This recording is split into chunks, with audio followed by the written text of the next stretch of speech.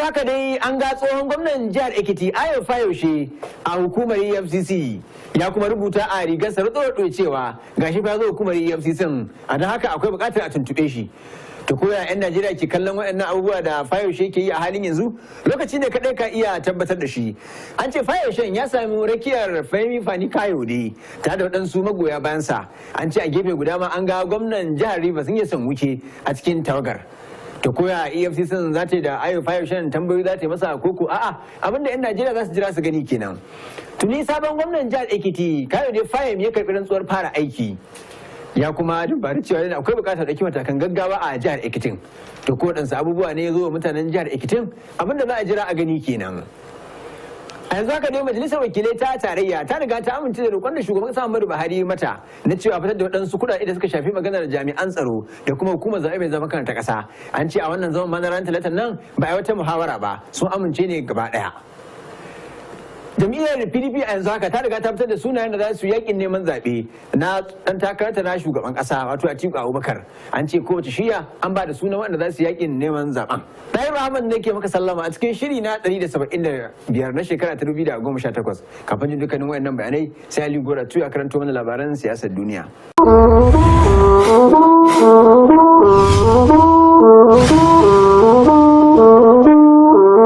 Gwamnatin tarayya ta maka tsohon dan takarar gwamnan jihar Oshun na jam'iyyar PDP sanata Ademola Adeleke da wasu mutane hudu a gaban babbar kotun tarayya da ke Abuja bisa zargin su da aikata laifuffukan magudin jarabawa. Ana dai tuhumar Adeleke ne da yin rajistar jarabawar kammala sakandare ta Neko a matsayin ɗalibin Ojo Aro Community Grammar School da ke Ojo Oro a jihar Oshun na Bogi, wanda ya ci karo da sassa da dama na dokar magudin zabe ta shekara ta 2004. A karar da shugaban rundunar 'yan sandan Najeriya shigar an ambaci sunan Sikir Adeleke da shugaban makarantar Arai Bakshola Muftahu da rajistaran makarantar Masu Thomas da wani malamin makarantar Dari Samuel Olutope. Sai dai Adeleke bai samu halartar kotun ba, amma lauyansa Alex Izion ya ce ya barke da gudawa inda ya gabatar da rahoton asibitin da ke nuna cewa sanatan ba shi da lafiya kuma ya nemi kotun ta dage ranar ci gaba da sauraron shari'ar. Alƙalin kotun mai shari'a IEOKO ya dage ci gaba da sauraron shari'ar zuwa ranar 31 ga watan Oktoba na shekara ta 2018. Babbar kotun jihar Katsina ta ci gaba da sauraron shari'ar tsohon gwamnan jihar Ibrahim Shemu da ake tuhuma da salwantar naira biliyan 11 a hannunsa tsawon shekaru 8 da yana mulkin jihar. Lauya mai kare shi Majalisar Daudu ya yi fatali da ci gaba da sauraron shari'ar bisa dalilin cewa sun dauka kara a gaban babbar kotun dauka kara ta Kaduna dangane da rashin yarda da wasu kofin takardu a matsayin hujjojin mai gabatar da shaida na biyu da na uku da mai ba da shaida Ibrahim Dabo ya gabatar wa kotu. Daudu wanda lauya Adebayo Adeleke ya wakilta ya roki kotun ta rage zaman har zuwa ranar 26 ga watan Oktoba na shekara ta 2018 ranar da za a iya sanin matsayin hukuncin da kotun dauka kara ta Kaduna ta yanke. Sai dai mai gabatar da kara lauya Jibrin Okute fa ya ki yarda a rage zaman kotun inda ya roki a ba mai shaida na biyu daga bankin Keystone damar gabatar da shaidarsa. Alƙalin kotun da ya dage ci gaba da sauraron shari'ar zuwa ranar 16 ga watan Oktoba na shekara ta 2018. Hukumar zabe mai zaman kanta kasa INEC ta ce tana kokarin ganin ta raba wa duk wanda ya rajista katin sanadin dindin nan da ƙarshen watan Nuwamba. Shugaban hukumar Farfesa Muhammadu Yakubu ya bayyana manema labarai haka bayan ya bude taron sanin makamar aiki domin tantance kudaden da ake kashewa wajen gudanar da zabubuka a kasashen Afirka ta Yamma. Ya ce sun riga sun bugo katunan rajista zabe na dindindin na dukkan waɗanda suka yi rajista a watanni uku na farko na shekara ta 2018 kuma suna kan aikin buga na waɗanda suka yi rajista a watanni uku na tsakiyar shekara. Ya ce duk wanda ya san ya yi rajista kuma ya nemi a sauya masa saboda sauyin wuri ko garin zama zai iya shafarsa a lokacin zabe duk za su samu nasu kafin zaben shekara ta 2019. Farfesan ya ci gaba da cewa sai dai babu batun sake neman sauyawa mutum kati saboda sauya gari ko jihar da yake domin an dakatar da wannan tare da yin rajista har sai bayan zabe. Gwamnan jihar Sokoto Aminu Waziri Tambole ya ce zai zama tamkar kunar bakin wake idan har 'yan Najeriya suka bari shugaba Muhammadu Buhari ya zarce a zaben shekara ta 2019. Tambol wanda yana ɗaya daga cikin tsofaffin 'yan takarar kujerar shugaban kasa a ƙarƙashin jam'iyyar PDP ya yi zargin cewa ba shugaba Muhammadu Buhari ne ke rike da ikon ragamar mulkin Najeriya ba. Tambol wanda yana ɗaya daga cikin tsofaffin 'yan takarar kujerar shugaban kasa a ƙarƙashin jam'iyyar PDP ya yi zargin cewa ba shugaba Muhammadu Buhari ne ke da ikon ragamar mulkin Najeriya ba. Gwamnan ya bayyana haka ne a lokacin da kwamitin sulhun da jam'iyyar PDP ta kafa ya kai masa ziyara a gidansa da ke unguwar Maitama a Abuja. Ya ce yana tabbatar wa 'yan jam'iyyar PDP da ma daukacin 'yan Najeriya cewa a shirye shirye yake kuma zai yi aiki tukuru domin ganin jam'iyyar PDP ta samu nasarar lashe zaben shekara ta 2019. Jam'iyyar APC ta ce ba za ta iya daukar wani mataki akan faifan bidiyon da ke nuna gwamnan jihar Kano Abdullahi Umar Ganduje yana karbar miliyoyin dalolin Amurka ba saboda yanzu haka maganar tana gaban kotu. Kakakin jam'iyyar APC Larre Isa Anolo ya ce tuni gwamnan Ganduje ya maka mai kamfanin jaridar Daily Nigerian Jafar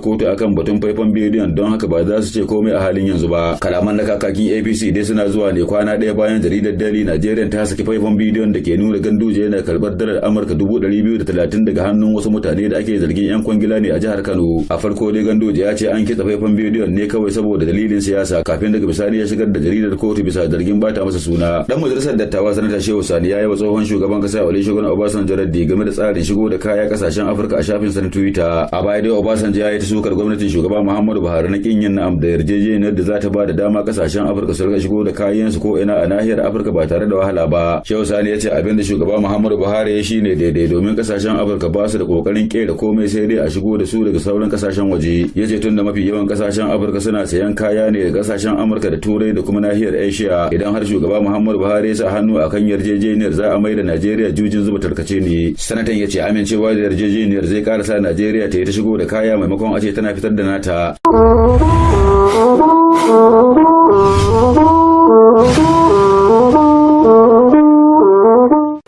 Sannu da sauka haɗin mutanen gora mai saurari barkanmu da haka barkanmu da sake saduwa da kai. An zo haka dai tsohon gwamnan jihar Ekiti Ayo Fayoshe ya dumfari hukumar EFCC ya kuma da rasa ita hukumar EFCC an ga kuma sanya wata riga mai ruwan shuɗi ya kuma rubuta a gaban da cewa hukumar EFCC ga na zo. Dama idan za a iya tunawa Ayo Fayoshe ya gaya hukumar EFCC cewa ba lalle bane mai sun kama takarda cewa suna gaita shi a matsayin tsohon gwamna. Ya ce zai iso da kansa kuma ya bayanai filla kan yadda abubuwan suka tafi musamman a zamanin da ya shekara 4 yana mulkin jihar Ekiti. To an gan shi tare da rakiyar Femi Fani Kayode. An ce ma an ga shi gwamnan jihar Rivers ya san wiki a cikin wancan tawagar. To komai ita hukumar EFCC za ta yi da Ayo Fayoshe ta saurare shi koko abinda za a jira a gani kenan. A can jihar Ekitin kuwa sabon gwamnan ne riga ya karɓi rantsuwar fara aiki Kayode Fayemi ya kuma ce akwai buƙatar ɗauki matakan gaggawa musamman irin yadda ya zo sami ita jihar Ekitin. Ana sa ran kila ko ɗansu abubuwa da ya riga bayyana wasu mutanen jihar Ekitin da zai fulle a halin yanzu. Sai dai yanzu abinda mutanen jihar Ekitin za su gani cewa sauyi ne aka samu koko abinda za su jira su gani kenan. Ita kuwa majalisar wakilai tarayya a ranar talatar nan ta amince da roƙon da shugaban Muhammadu Buhari ya aike mata na cewa akwai buƙatar a dubi waɗannan jami'an tsaron da ita hukumar zaɓe bai zama kanta ta ƙasa.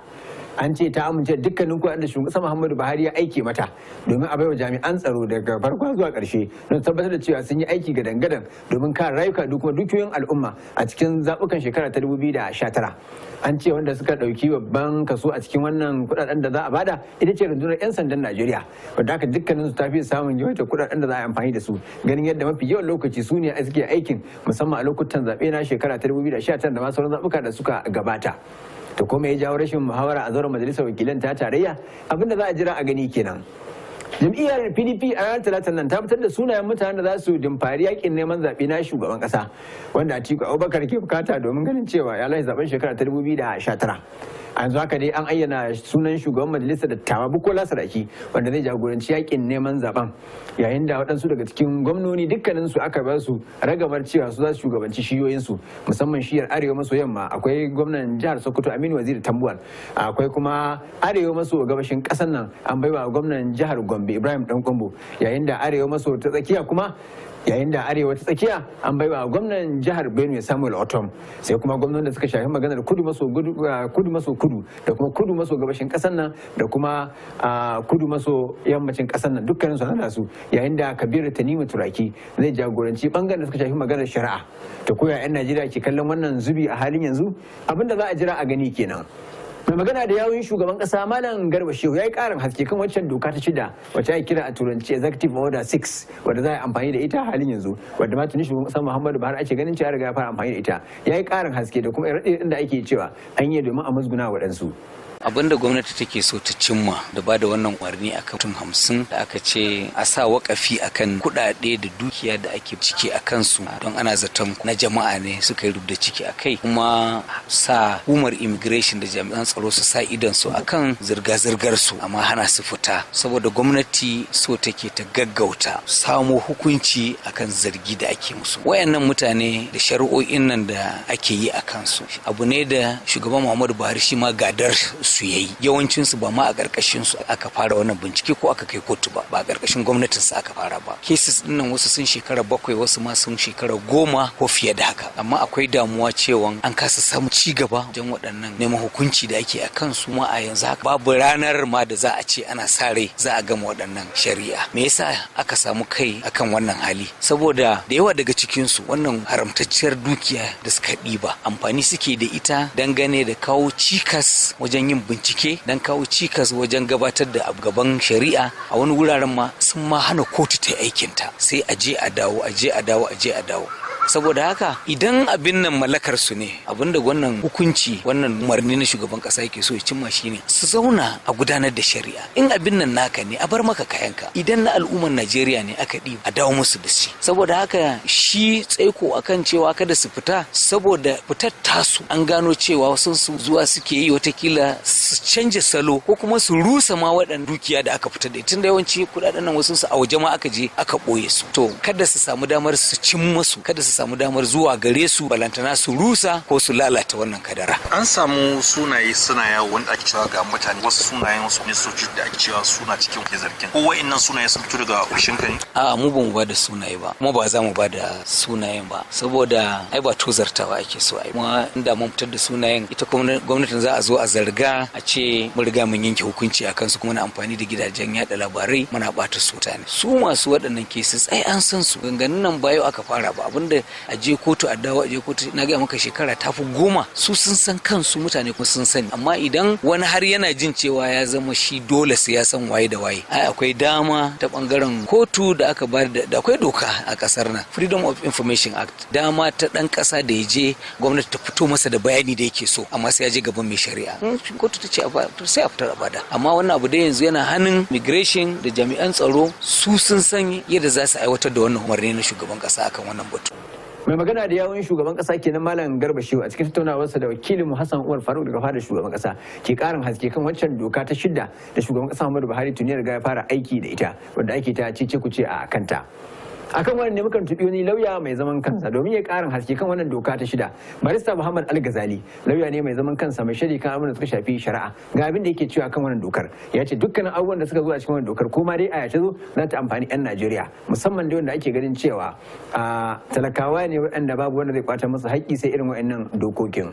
To abin da ya sa dokan zai zo yanzu gab da zaɓe ya zo ba amsa ne wanda ya kamata, ba abu ne wanda ya kamata tsoma baki na ba, saboda harka ne wanda ya shafi siyasa, kuma ba zo nan yi shari'a kan siyasa ba. Sai dai abin da na sani shine wannan doka ko ta zo yanzu ko kar ta zo yanzu a doka ne wanda ta dace kuma ta yi daidai tsarin mulkin kasa. A matsayina na lauya kuma bisa ga fahimta da na ma dokan da kuma wanda na ma tsarin mulkin kasa. Mun sani cewa akwai sashi na 15 a cikin kundin tsarin mulkin kasa wanda ya ba shugaban kasa ko kuma wani wanda yake rike da matakin iko na tafiyar da Najeriya, ya ba shi dama ya dau matakai da hanyoyi wanda suka dace domin ya kawar da cin hanci da rashawa da abin da ya shafa ka, da kuma yin amfani da ka'ida karfi bisa na wanda ya wuce ka'ida. A wannan sashi da kuma wasu sashuka na cikin tsarin mulkin kasa, musamman na sashi na 5, su suka tattaru suka ba shugaban kasa dama domin ya yi wannan executive order number 6 wanda aka yi ta cikin wannan shekara, domin a kama ko a rike wasu dukiyoyi ko wasu abubuwa wanda mutane suka tanada ta hanyar da ake zargi, saboda a lokacin da executive order nan za ta yi amfani lokacin da ake zargi ne, ba lokacin da aka riga aka zartar da hukunci ba. So wayannan kaddarori na wani wanda ake zargin ya same su ta hanya ne na haram, ta hanyar cin hanci da rashawa, to gwamnati tana iya kama wannan dokoki wayannan wayannan kaddarori domin ta rike su na wucin gadi. Idan a ƙarshe aka kai mutumin kotu ko kuma in ma yana kotu ne a ƙarƙashin kotu sai ta yi hukunci cewa lalle an tabbatar da cewa wayannan dukiya ko wayannan gidaje ko wayannan motoci ko wayannan wanda abu ne wanda ya shafi dukiya ya same su ne ta hanyar haram, hanyar da dokan ƙasa bata amince ba, to sannan wayannan dukiya da aka rike na wucin gadi a baya to a lokacin sai a rike su da har abada sun zama na gwamnati, shi kuma a zartar da hukunci akan shi na kai shi gidan yari ko biyan tara ko abin da ya kamata. Saboda haka zuwan wannan doka a yanzu a cece kuce ne kawai ake yi domin a alakantar da siyasa. Yana iya yiwuwa wayanda suka yi dokan suna da siyasa a cikin tunaninsu, yana iya kuwa ba su da shi, to amma ko da siyasa ko ba siyasa doka ne wanda ita wannan ƙasa Najeriya take bukatanta. Barista Muhammad Al-Ghazali kenan, wani lauya mai zaman kansa, ke karin haske tare da fahimtarsa kan waccan doka ta shidda da shugaban Muhammadu Buhari tuni daga ya fara aiki da ita. Har ila yau dai Barista Muhammad Ibrahim Zaria shi ma tofa albarkacin bakinsa akan wannan doka da kuma yadda yake ganin cewa za ta tafi da ya kamata da kuma irin yadda ake ta korafe-korafe akan wannan dokar da yadda ya kamata mutanen Najeriya su fahimce ta. Wato wannan da akan ce doka ne wai ba wai doka ne, wani ƙarin umarni ne wanda kan dokokin da ake da su wani shugaban ƙasa ya kawo. Ka gane, kuma gaskiya ba inda shugaban ƙasa ya ce ya hana mutane 50 fita ƙasar waje, domin dokan gundarin dokan abin da yake magana a kai shi ne kare dukiya da ake zargi a kanta daga lalacewa ko salwantar da ita. Ita ce gundarin abin da dokan take magana. Wato dama mutane ana zargin su sun taba dukiyar al'umma, dukiya ko na filaye, gidaje, kaddarori a kamfanoni kamar hannun jari, kuɗi, ka gane. To idan aka gano ana zargin mutum akan wannan doka, akan wannan abun doka ta aka gano da mutum ana zargin shi akan wannan laifi, to abin da aka yi shine wannan doka da aka zo da ita shine babban lauyan gwamnati na kasa zai je kotu ya nemi izini, ka gane, domin a kare wannan dukiya daga salwancewa ko kasan halin mai laifi wanda ake zargin shi da laifi zai iya san yadda zai yi masa ya banta sawu da dukiyan kasar idan dukiyan da ya mallaka ba ta hanyar halas ba. To wannan shine makasudin doka, har sai an gama shari'a ko zargin da ake an gama shari'a akan abin da ake zargin ka da shi akai. To idan aka tabbatar an gama shari'a in biyan da ta kaya in ka yi nasara a shari'a ka kwashe dukiyan ka, in baka yi nasara ba gwamnati ta samu kaddarorin da za ta mallake shi. To naji ka ce a kare dukiyar al'umma daga salwanci dukiyan da mutum ya mallaka. To ta wani hanya ne za a kare shine wannan oda din ki bankuna za a je a nemi kaddarorin shi ko duk wannan in aka ce maka akwai court order, duk inda dukiya take to an rike ta, kama wanda suke bankuna idan kuɗi ne a banki za a je a rike ta, ba manajan bankin da isa ya iya fitta kwabo akan wannan account, ka gane. Dukiya ta zahiran misali da ake gani da gine-gine, manyan gine-gine da sauransu, dukkansu za a rike su, da kuma a tabbatar an sa wani court order cewa wannan wuri tana ƙarƙashin kotu. To a matsayinka na lauya ya kake ganin wannan mataki da shugaban kasa zai iya taimaka, zai taimaki 'yan Najeriya da kuma ita kasa baki da? Zai taimaka saboda mutane sun yi ƙarfi, sun sata, sun yi ƙarfi, an kai wani matsayin da sun kusan sun fi ƙarfin gwamnati, saboda haka sun mallaki dukiya, kasamun dukiya da jirage da sauransu, ka gane, wanda za su iya suna kusan abin da suka ga dama a kasar nan.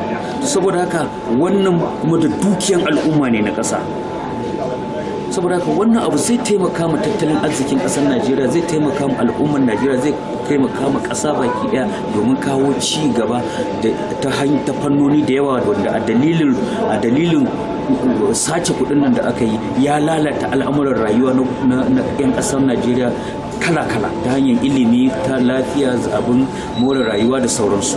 Barista Muhammad Ibrahim Zaria kenan ke tofa lokacin bakin tare da yin tafsirin ita wannan doka ta shidda da kuma irin abubuwan da ta kunsa baki daya. sai wasiƙu masu kallo tare da saurare. Babangida Bangis gare ka.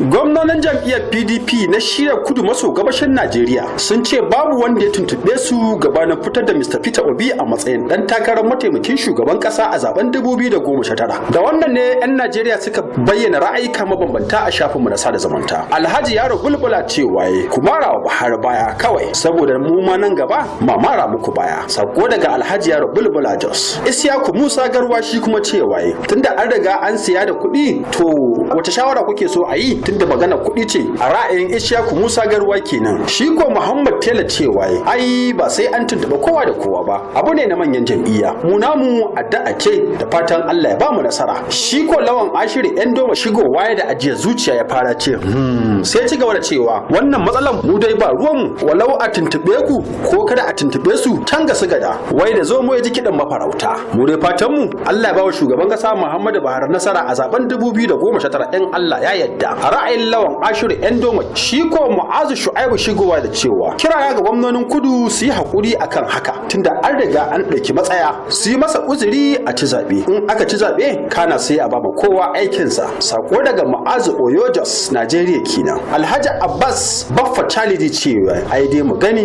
in tusa za ta hura wuta. Alhaji Abbas Baffa Chalidi wannan kurmin bakin naka shi ko Faruk Umar dan mama cewa ku dai ake ji mu dai yanzu mun riga mun marawa Baba Buhari baya shine namu dan takarar Hope APC Progressive. Aminu Saminu Gabson shi kuma cewa ku yi ku gama sai Baba Buhari in Allah ya yarda. Masu kallon mu da sauraron mu ku ci gaba da aiko da sakonnin ku a wannan shafi namu na Facebook Turbar Dimokradiyya Liberty TV. Yayin aiko da sako a faɗi suna da cikakken adireshi, a aiko da takaitattun sakonni wanda za mu karanta ba masu karanta mu ba a kuma kaucewa barin zance. Muna marhaba da irin sakonnin da kuke aikowa domin gaya wa duniya irin korafe-korafen ku kan salon mulkin waɗanda suke jagorantar ku a kowane irin madafin iko. Mun gode.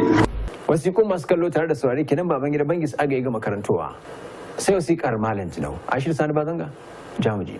Malam Tinau ya ce ga wani abu akan matar sarki da ido da ta gani to amma yanzu in ji Malam Tinau zai fito na asiri domin zai ba matar sarki wannan shawara kuma in ta waiga ta duba to lallai za ta gani. Malam Tinau ya ce ke matar sarki ki je zauna ki saurara kuma ki natsu domin fahimta ba kwai ya fashe ba an fasa shi ne. Malam Tinau ya ce inda za a ce yau za a bi zancen mutane tsantsan zancen gaskiya kamar yadda kowa ke faɗi kusan mafi rinjaye al'ummar ƙasa sun bayani sun ce in dai magana ne na ai gyaran wannan tsafta kuma a kawar da wata rashawa da hanci to ga hanyar da mutane suke faɗi kuma Malam Tinau tuntuni ya faɗi wannan ya ce mafiya rinjayen al'umma sun ce a cire kariya mana a kawar da waccan kariya da masu rubutu da jajayen biruka